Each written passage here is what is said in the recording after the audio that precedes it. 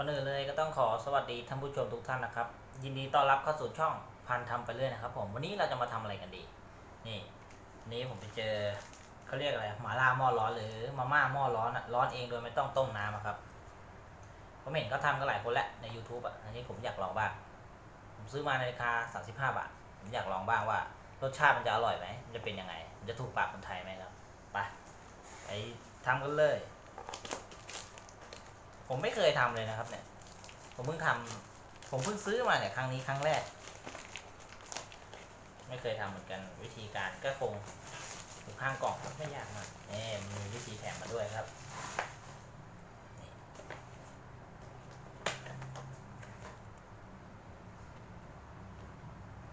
ฮอตพอต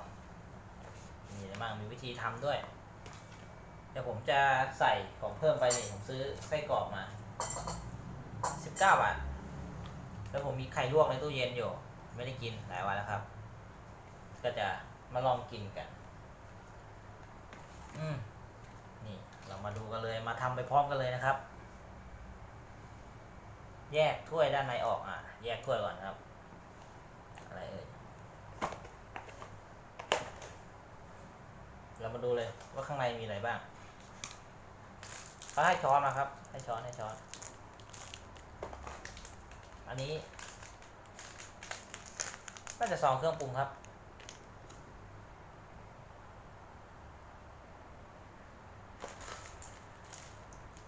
เห็ดหูหนูขาวมีมาม่ามีมาม่ามา1 ถ้วยแล้วมีอะไรอีกข้างล่าง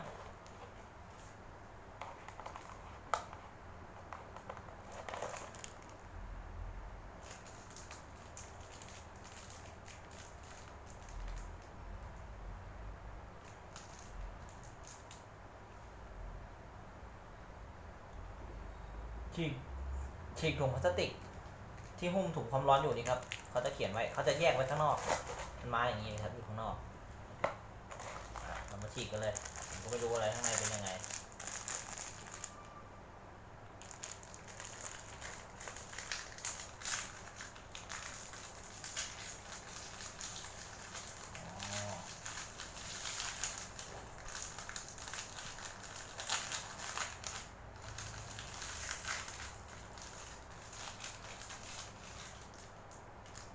ข้างในเป็นแบบนี้ครับนี่แล้วใส่ถ้วยไปเลยน้ำเขาให้เติมแค่ไหนมันมีขีดไหมเอ่ย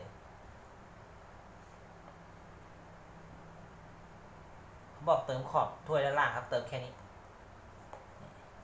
ครับแค่ถ้วยแค่ท่วมตรงนี้ครับเรามาเตรียมของใส่กันถ้วยก็พอได้ครับใหญ่จะใส่อะไรบ้างเลยเขามีเส้นมาม่าเราก็ใส่ไปเลยถ้าเรามีเส้นอะไรเราก็ใส่ไปครับใช้มาม่า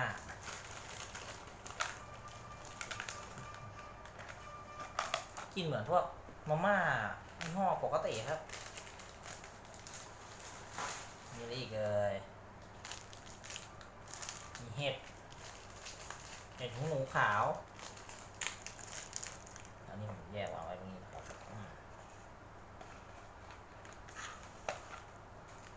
เห็ดหูหนูขาวก็ใส่ไปเลยครับแล้วดอกผมจะมีที่ใส่ไหมเนี่ยไม่น่าจะมีนะครับใส่ต้อง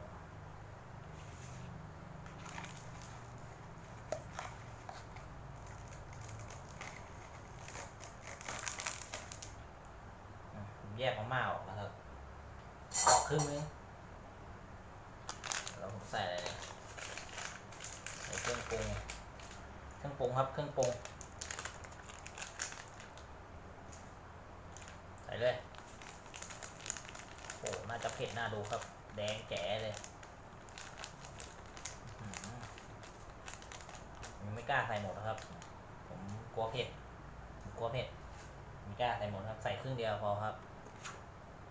ใส่ฮอทดอกด้วย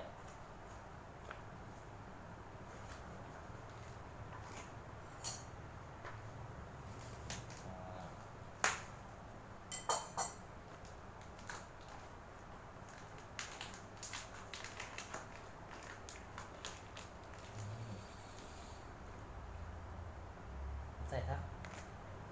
2 อันแล้วกัน2 อันแล้วกันนี่มันน่าจะร้อนอยู่เดี๋ยว2ก็2ก็มีอะไรอีกก็ปรุงหมดแล้วแล้วก็เติมน้ำครับจะเติมน้ำใส่ไอ้ถ้วยนี้ก่อนไหนโอ้ใส่มาม่าดีครับได้ใส่มาม่าได้อีกนี่มาม่าสดที่เหลือนี่ครับมาม่าสดที่เหลือเดี๋ยวผมใส่น้ำเลยใส่น้ำถ้วยนี้เลยครับไข่ต้องใส่ไม่ได้ครับไข่อะใส่ไม่ได้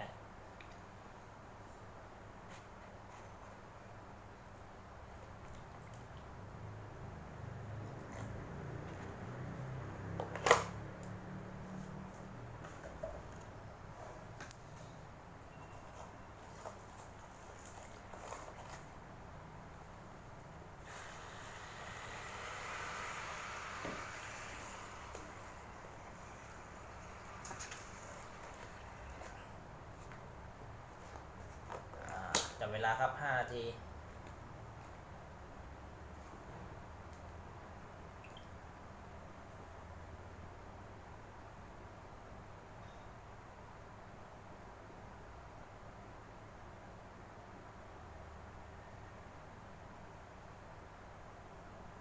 ผมเริ่มจับแล้วครับ5 นาทีเรามารอดูเลยมีกลิ่นครับเริ่มมีกลิ่นเดือดแล้วครับ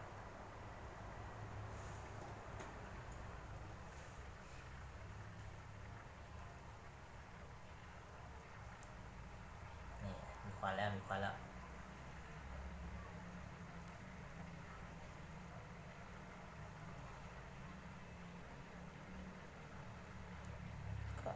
ก็หอมนะครับหอม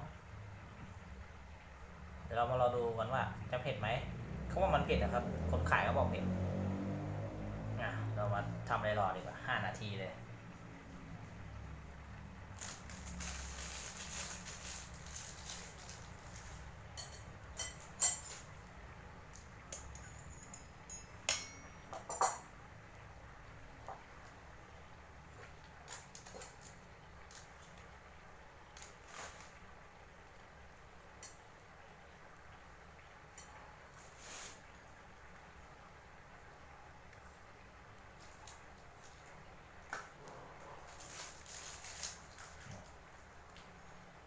เตรียมถ้วยมาด้วยเผื่อ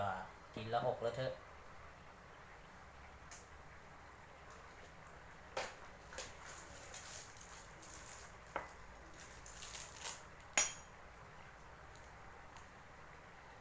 เดือดแล้วครับหอมครับกลิ่นนี้หอมเลย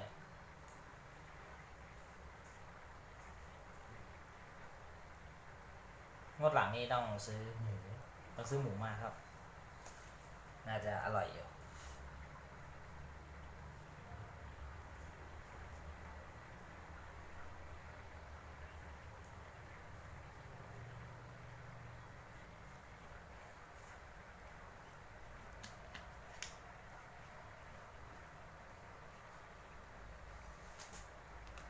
ในใบคู่มือก็บอกรอ5 นาทีครับ5 ถึง 10โอ้5 ถึง 10เลยเราจับใหม่ก็ได้พอครบ5แล้วเราจับใหม่เอา7 นาทีครึ่งนึง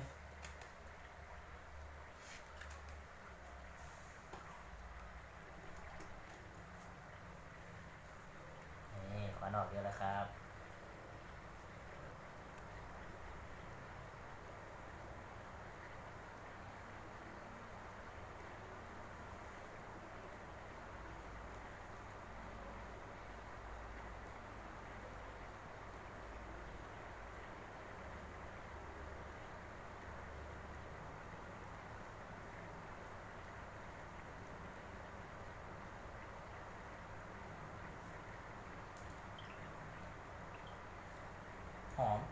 หอมใช้ได้ครับผมว่าหอมนะแต่สำหรับคนอื่นผมไม่รู้นะว่าหอมไหมแต่สำหรับผมว่าหอมผ่านไปแล้ว3 นาทีครึ่งครับโอ้กลิ่นหอมแล้ว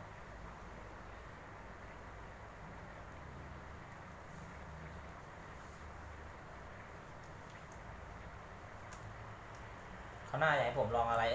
คอมเมนต์ได้เลยครับว่าอยากให้ผมลองอะไร ผมอยากลอง MRE ครับผมยังตัดสินใจว่าจะสั่งตัวไหนมานี่มันมีหลายรสนะครับหรือว่าอยากให้ผมลองรสมันจะมีรสชาบูรสซุปน้ำดำแล้วก็รสแจ่วฮอนมันจะมีทั้งหมด4รสอันนี้หม่าล่าครับมันจะมีทั้งหมด4รสถ้าอร่อยเดี๋ยวเรามาลองกันอีกสัก2-3รสครับโอ้กินออกนี่ครับเห็นไหมไอขึ้นเลย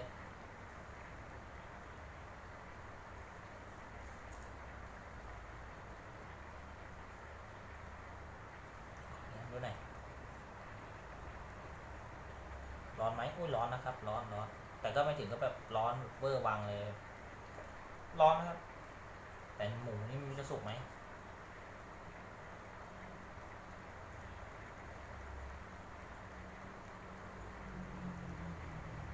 กินโทษทีครับติดนิสัยตอนเรียนครับเขาสอนว่าเวลาดมกลิ่นให้ปัดเอาอย่าเอาจมูกเข้าไปจู่ถ้าเกิดมันฉุนก็เราจะเหม็นเลยครับปัดเข้ามาแล้วเราก็ดมอ่ะตอนนี้ผ่านไปแล้วนะครับ5 นาทีเดี๋ยวผมตั้งใหม่อีก2 นาทีครึ่งครึ่งทางเลยก็แล้วกัน2 นาที20ว่าตั้งใหม่แล้วนะครับตั้งใหม่แล้ว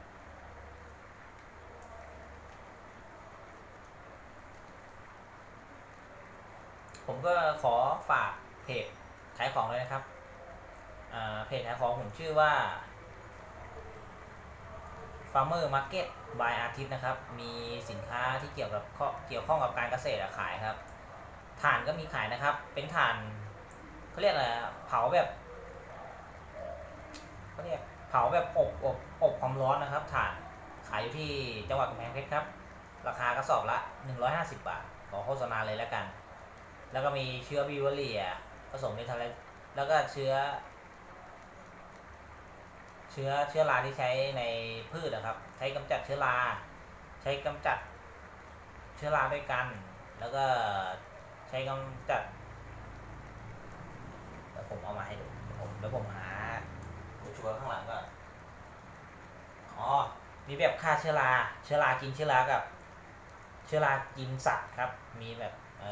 ไตรโคเดอร์มานี่ผมก็มีขายมีจำหน่ายแยกนะครับสามารถติดต่อมาได้ครับมีเชื้อไตรโคเดอร์มาคือเชื้อราที่ไปกินเชื้อราเป็นเชื้อราดีไปกินเชื้อราไม่ดีที่มันเชื้อราไม่ดีไปกินพืชไปกินรากไปกินผลไปกินอะไรเงี้ยทำให้มันไม่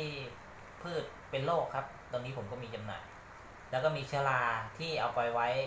ใช้ในการกำจัดพวกแมลงอะไรแมลงไขข้อนอนอะไรประเภทนี้ครับมีครับแต่ก็ต้องมีข้อจำกัดในการใช้งานนิดนึงเพราะว่ามันเป็นสิ่งมีชีวิตนะครับยังไงก็ทักมาคุยกันได้ครับทักมาปรึกษาก่อนไม่ซื้อก็ได้ครับไม่ซื้อผมอยากให้คนไทยมาหันห่างไกลใช้สารเคมีอันไหนลดได้ก็ลดครับเรียกใดก็เรียกผมก็มีแจกไปเยอะตัดกิจกรรมแจกไปก็เยอะจำหน่ายก็มีบ้างครับนี่ครับจะครบแล้วทำไมหม้อไม่หยุดเดือด8 นาทีครึ่งเลยนะนี่มันต้องกินคาหม้อโอ้ยร้อนครับร้อนร้อนอยู่นะครั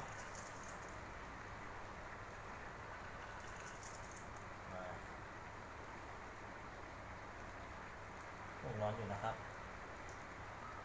หรือว่าเราต้องกินร้อนๆนี้เลยมีซ่อมเลยพลาสติกน่าจะทิ่มขาดครับเขาให้ซ่อมพลาสติกมาพลาสติกกับพลาสติกครับ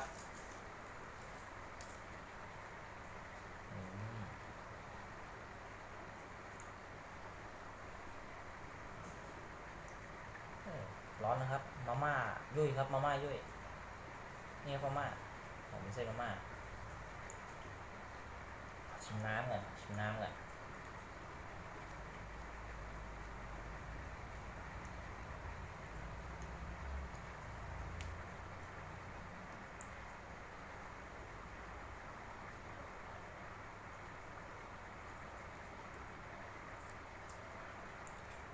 ติดเปรี้ยวครับติดเปรี้ยวสำหรับผมก็อร่อยครับอร่อยผมขอเติมเพิ่มว่ามันยังไม่จี๊ดจ๊าดพอ